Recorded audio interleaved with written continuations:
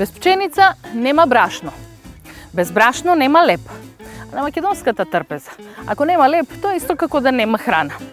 Може ли глобалното затоплување да ни го земе овој основен производ, оваа стратешка култура?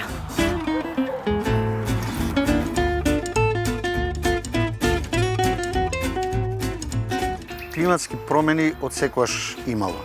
Ние сега што ги чувствуваме овие се од познати причини.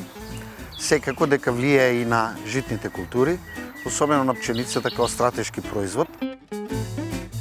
Се уште, ние не сме навикнати, туку работиме производство на пченица по одредени традиционални норми, по одредени тертипови, така ги кажеме, кои ни се вообичаени, но со климатските промени секако ќе треба тоа се промени.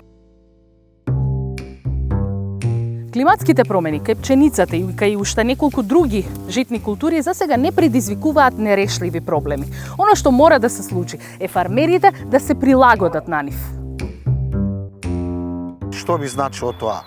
Поинаква агротехника, повеќе пати третирање за болести, за штетници, поместување на некои рокови на сеидба, на жетва и така натаму, сето тоа пратејќи ситуацијата со дождови, суши, кои што се менуваат во однос на претходно како што беше во една календарска година. За да биде посликовито, ова е типична година на поместени рокови. Јуни е познат како жетвар, а зрното постепено жолтее, но не и годинава. Поради поголемите врнежи, пченицата е се уште зелена. Рокот е пролонгиран, а налевањето на зрното исто така се пролонгира. Но ова е добра вест, бидејќи поради ова се очекува подобар принос. Поголемото третирање или заштита понекогаш создава чувство на страв, на опасност кај крајниот консумент, колку треба да не плаши употребата на пестициди или опасни хемикалии.